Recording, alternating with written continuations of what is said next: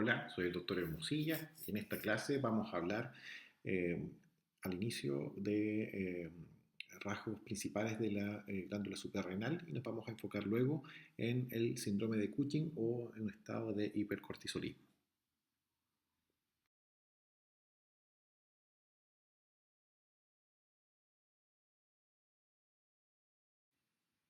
Respecto a la exploración de la funcional de la corteza suprarrenal, cada zona de la corteza suprarrenal va a tener una actividad esteroidogénica diferente.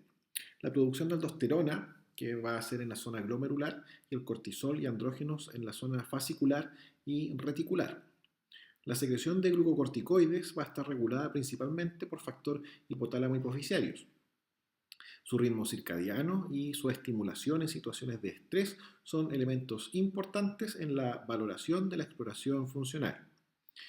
Ahora, la producción de aldosterona va a estar controlada no solamente por un solo eje, sino que dentro de su control también va a influir el sistema renina-angiotensina-aldosterona y la concentración extracelular de potasio.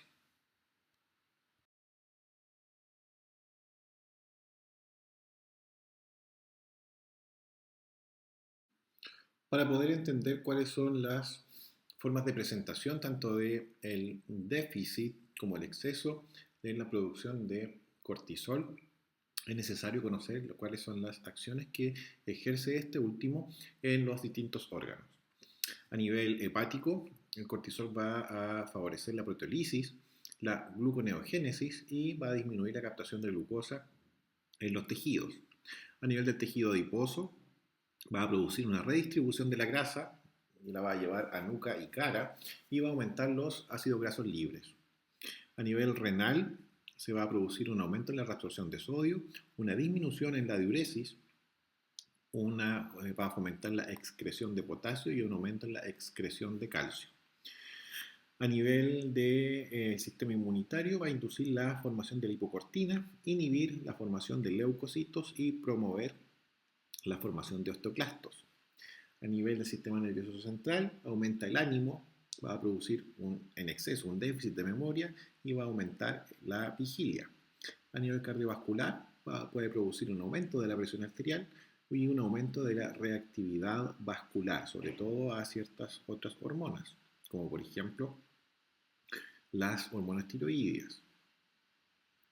Y a nivel vascular va a favorecer a nivel del tejido muscular va a favorecer la proteólisis y la gluconeogénesis.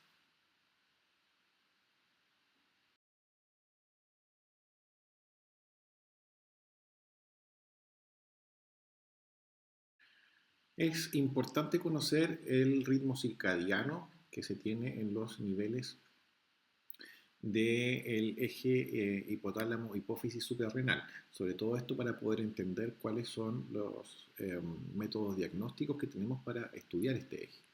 La producción de cortisol, que está regulada sobre todo por la hormona adenocorticotrófica, se produce según un ritmo circadiano en respuesta a la hormona liberadora de corticotropina. De modo que los niveles de cortisol son máximos en la mañana y disminuyen a un mínimo alrededor de la noche.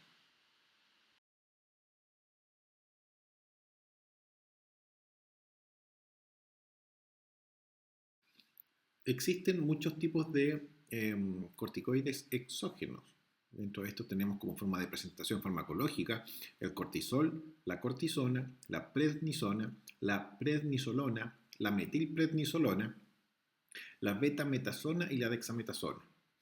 En esta tabla podemos ver cuáles son las dosis equivalentes, la potencia glucocorticoidea, la potencia mineralocorticoidea y la vida media junto con el tiempo de acción biológica de cada uno de estos fármacos. Es importante acá para realizar la comparación que, por ejemplo, 20 miligramos de hidrocortisona son equivalentes a 0,5 miligramos de dexametasona y a 4 miligramos de metilprednisolona. Cuando hablábamos, por ejemplo, en pacientes con hipertiroidismo, que se tenía un fracaso en el manejo del tratamiento inicial en caso de tener una oftalmopatía tiroidea y necesitaban utilización de corticoides en altas dosis, utilizamos en esos pacientes 1 gramo de metilprednisolona. Acá se puede ver entonces a qué equivale desde el punto de vista de prednisona o de metilprednisolona la utilización de 1 gramo de metilprednisolona.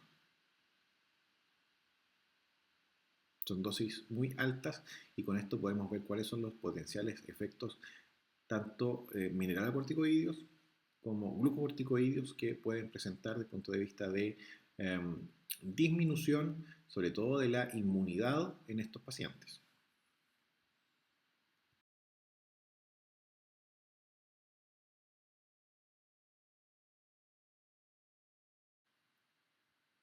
La suplementación con corticoides no es una terapia que uno debiese hacer en forma habitual.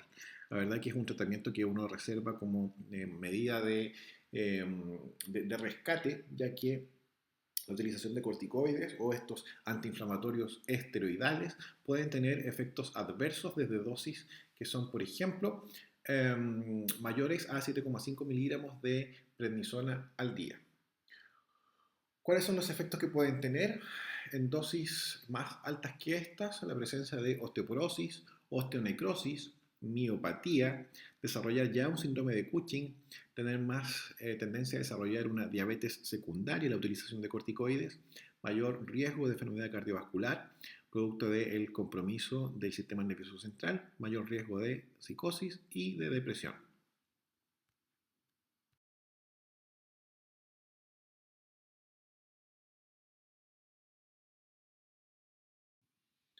Vamos a ver cuáles son las manifestaciones patológicas del exceso de corticoides. A nivel óseo, que es uno de los efectos adversos más frecuentes, aún en dosis bajas, el 50% de los pacientes tratados con corticoides en forma crónica va a presentar osteoporosis, principalmente a nivel del hueso trabecular, por lo tanto va a afectar la columna lumbar. Desde este punto de vista, todos los pacientes que usan corticoides en forma crónica debiesen realizarse una densitometría ósea en búsqueda de osteoporosis u osteopenia y de esta forma evaluar también en forma precoz si es que necesitan terapia de suplementación con calcio y vitamina D.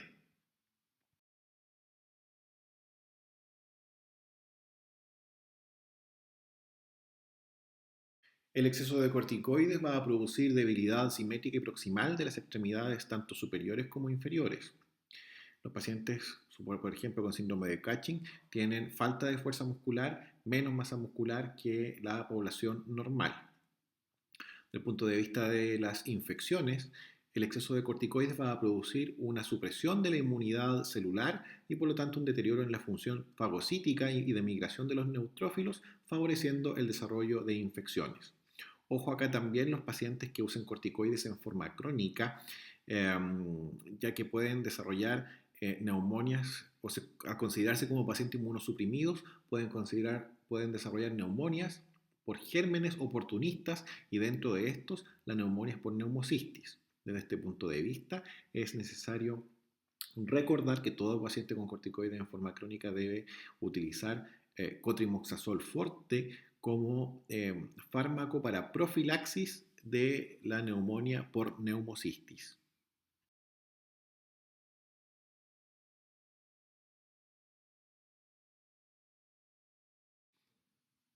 La dosis de cotrimoxazol fuerte a utilizar es un comprimido 3 veces al día. Generalmente se deja para el día lunes, miércoles y viernes.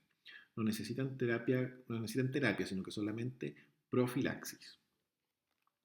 El desarrollo de una neumonía por neumocistis en un paciente no VIH, la verdad que tiene un pésimo pronóstico del punto de vista vital. Es por eso la importancia de hacer una profilaxis adecuada en estos pacientes con inmunidad celular.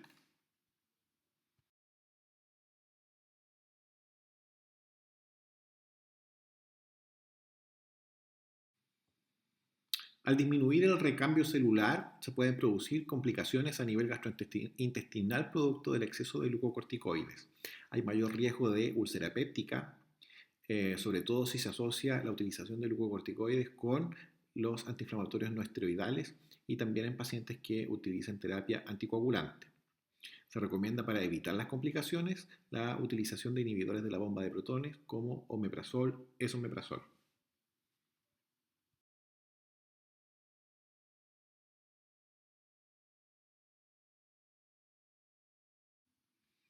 A nivel de la piel, la mayoría de los pacientes puede tener adelgazamiento de la piel, aparición de estrías, que pueden ser estrías gruesas y violáceas, mayor desarrollo de acné, rosáceas, telangiectasias, hipertricosis y facie de luna llena, facie cuchingoide.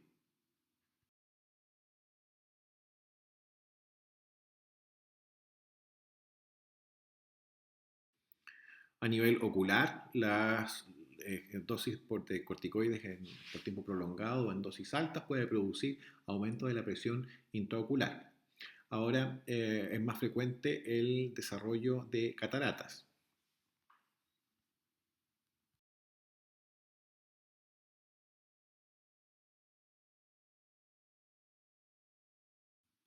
Producto del exceso de corticoides o de la duración prolongada de los tratamientos se pueden producir alteraciones a nivel del hipocampo, que como ya dijimos puede llevar al desarrollo de psicosis o depresión.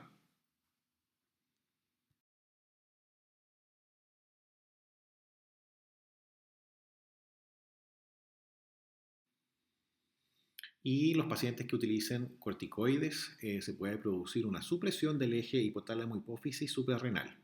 El eje se puede suprimir con dosis mayores de 5 miligramos al día de prednisona cuando el uso de esto es por más de 2 semanas. Debido a esto, en pacientes que utilizan estas dosis de prednisona o su equivalente, que pueden verlo en las tablas de las diapositivas previas, eh, si lo utilizan por más de 2 semanas, la disminución debe ser en forma gradual, ya que al estar suprimido el eje podemos generar una insuficiencia suprarrenal aguda y que puede poner en riesgo vital a nuestro paciente.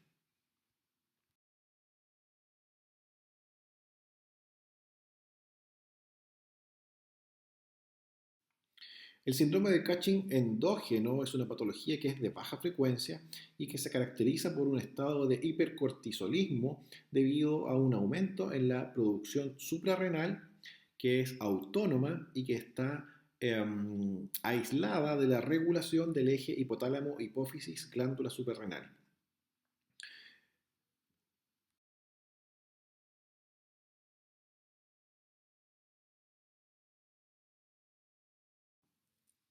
Acá tenemos un eje suprarrenal, un eje hipotálamo hipófisis suprarrenal funcionando de modo normal, en la cual el hipotálamo va a estimular a la adenohipófisis mediante la CRH a la producción de adenocorticotrofina, la cual va a estimular a la glándula suprarrenal a que produzca cortisol.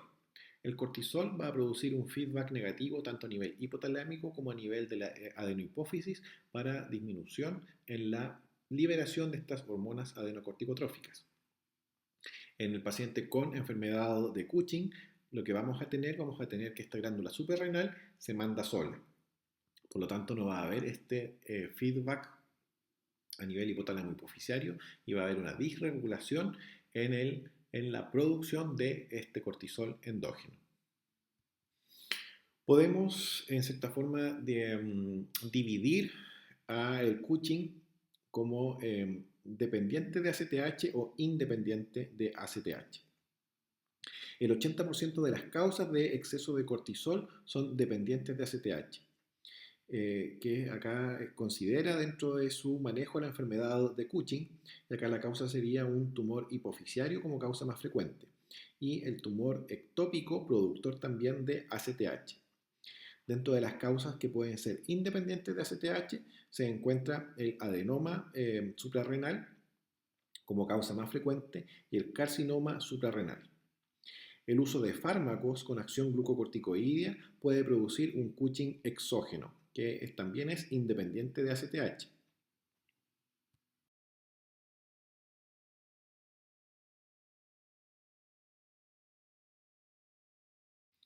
Acá tenemos en esta tabla las distintas etiologías de síndrome de Cushing, tanto endógeno como exógeno. Sin lugar a dudas, la causa más frecuente de síndrome de Cushing exógeno es producto de la utilización de glucocorticoides. Desde el punto de vista de las causas de Cushing endógeno, Como ya dijimos, las más frecuentes son la presencia del adenoma suprarrenal y el carcinoma suprarrenal.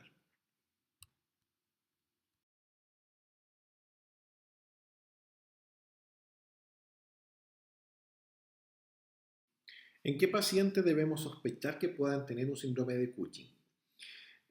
Son aquellos pacientes que van a tener un cuadro clínico sugerente caracterizado por la presencia de obesidad centrípeta, miopatía proximal, la presencia de estrías rojas mayores de 1 centímetro, fase pletórica y equimosis fácil en pacientes que tengan piel delgada.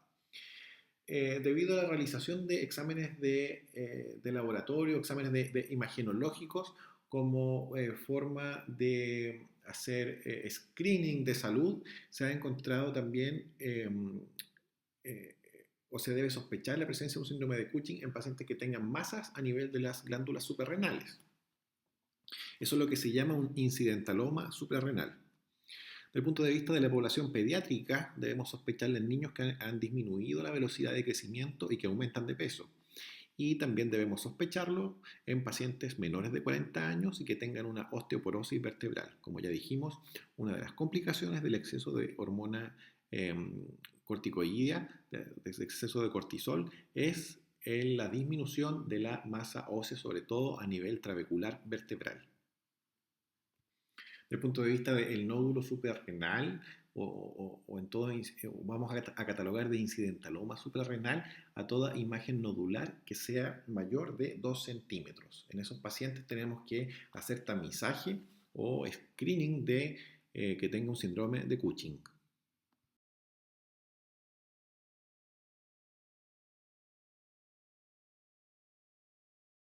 Hay algunas patologías en las cuales también se sugiere hacer screening de Cushing, como la presencia de algunas patologías en sí o la aparición de enfermedades a edades en las cuales no es lo más frecuente. Dentro de estos hay que descartar un Cushing en pacientes menores de 35 años como causa de hipertensión secundaria o pacientes diabéticos tipo 2 también que tengan un diagnóstico de diabetes en edades precoces, y que sea esta diabetes una diabetes secundaria a un Cushing.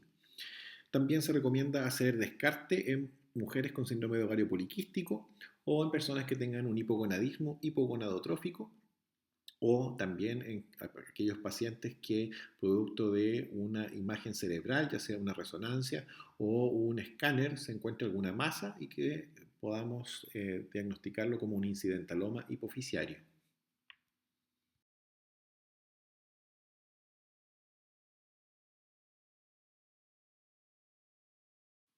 En esta tabla podemos ver la frecuencia de signos y síntomas clínicos de aquellos pacientes que cursan con un síndrome de Cushing.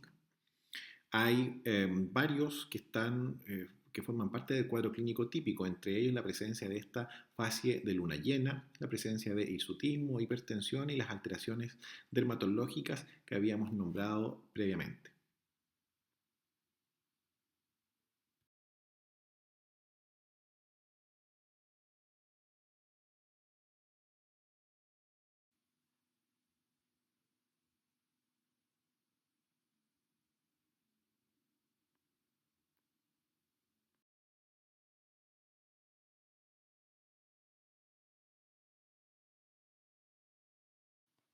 Esta jiba de búfalo, que es la que aparece en los libros de semiología, es lo que se describe en las siguientes imágenes, que es esta acumulación de grasa a nivel de la espalda y en el cuello bajo.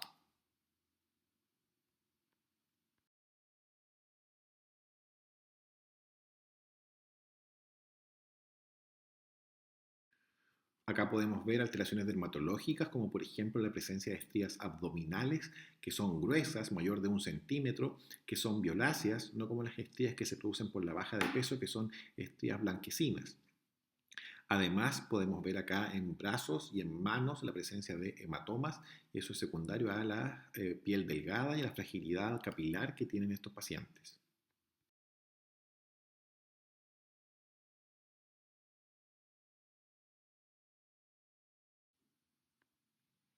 Podemos encontrar también el desarrollo de obesidad abdominal, como ya vimos también la presencia de estrías y la presencia de hirsutismo en mujeres y acné, como podemos visualizar en la imagen inferior izquierda.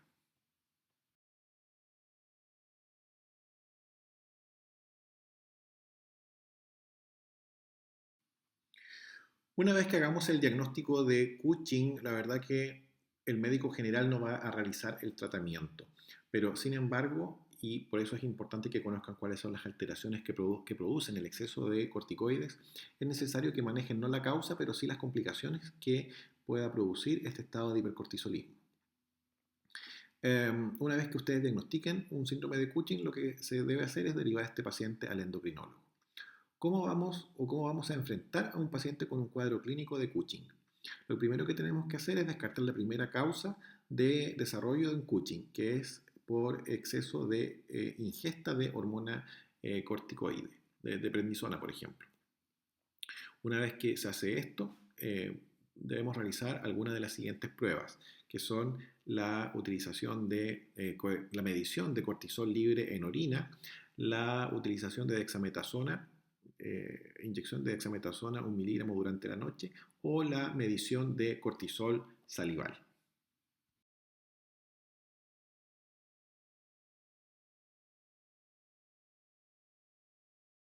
Cuando tenemos, y esto es para todas las alteraciones endocrinológicas, cuando tenemos una sospecha de exceso de producción de alguna hormona, lo que tenemos que hacer es un test de supresión. En este caso hacemos el test de supresión con 1 miligramo de dexametasona. Se administra entonces 1 miligramo de dexametasona oral a las 23 horas del día previo a la toma de la muestra de cortisol plasmático, que se va a realizar esa toma de muestra a las 9 de la mañana, con un ayuno de 10 horas y luego de 30 minutos de reposo. Dado que no existe información respecto al uso de algunos otros corticoides como la betametasona, no se recomienda usarla en reemplazo de la dexametasona y el test tiene que ser con este medicamento. Lo normal es tener una inhibición del eje luego de la realización de este test. Lo que vamos a encontrar en pacientes que tengan un síndrome de Cushing endógeno es que el eje no se va a inhibir, ya que lo que debiese hacer esta dexametasona es, al aumentar los niveles de cortisol, disminuir la producción de cortisol por el eje hipotálamo-hipófisis. Pero como la suprarrenal está actuando por su cuenta, este eje no se va a inhibir y los niveles de cortisol plasmático van a estar o se van a mantener elevados.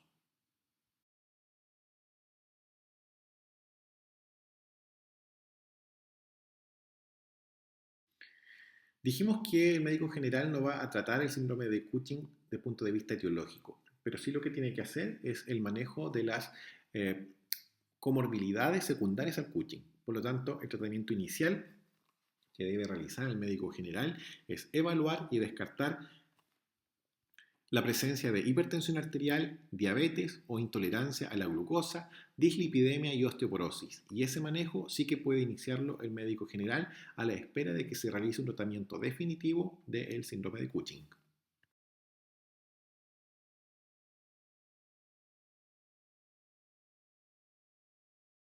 Algunas palabras respecto a la medición de cortisol salival nocturno como método diagnóstico del Cushing.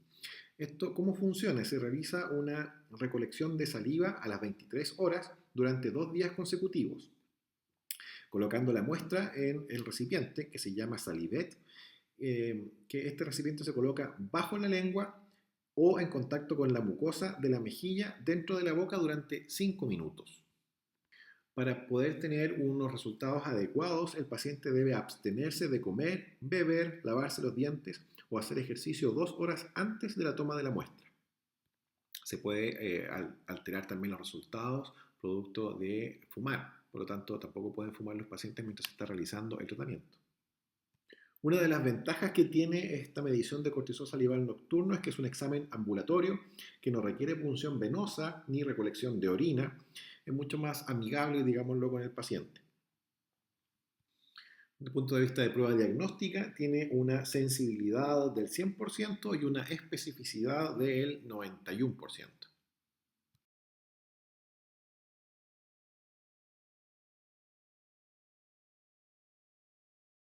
¿Qué es lo que va a hacer el endocrinólogo una vez que nosotros le derivemos a nuestro paciente que tiene un síndrome de Cushing diagnosticado? Lo que se tiene que hacer acá es continuar con el estudio diagnóstico para poder buscar una etiología precisa y de esta forma hacer el manejo. De una u otra forma lo que tenemos que diferenciar si este Cushing es ACTH dependiente o independiente. Para esto debemos complementar nuestro estudio con la medición de los valores de ACTH plasmática, la realización de una resonancia nuclear magnética de silla turca, la realización de un TAC o resonancia de abdomen y pelvis, un cateterismo de senos petrosos y de esta forma vamos a poder identificar la causa si es un adenoma hipoficiario, una hiperplasia de la glándula suprarrenal o es secundario este síndrome de Cushing a la producción de ACTH ectópica, como por ejemplo algunos tumores neuroendocrinos pulmonares o pancreáticos que pueden ser responsables de, como síndrome paraneoplásico, de producción de ACTH.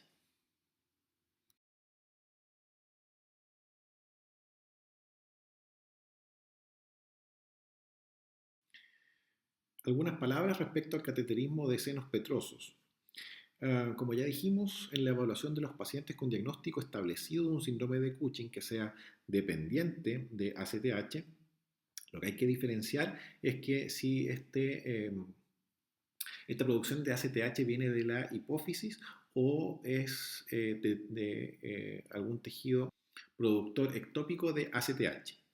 La resonancia nuclear magnética de silla turca va a permitir evaluar la presencia de adenomas hipofisarios productores de ACTH. Sin embargo, tiene una sensibilidad que es cercana al 60%.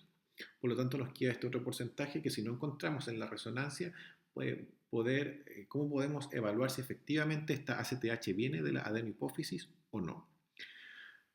Para esto se hace la medición o la realización de este examen de medición de ACTH mediante la evaluación de ACTH en los senos petrosos inferiores. Esta técnica consiste en la medición de ACTH que se drena directamente de la hipófisis y en base a ello se establece un gradiente de concentración de la ACTH medida en los senos petrosos con los valores de ACTH a nivel periférico.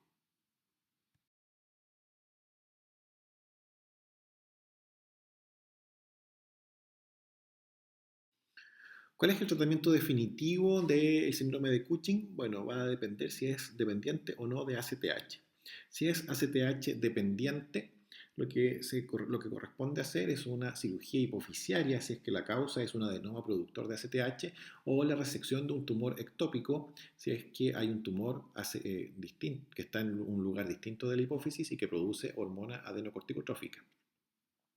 Ahora, si la causa es un adenoma suprarrenal productor de cortisol, que vendrían siendo una causa de Cushing ACTH independiente, lo que se realiza es una suprarrenalectomía videolaparoscópica.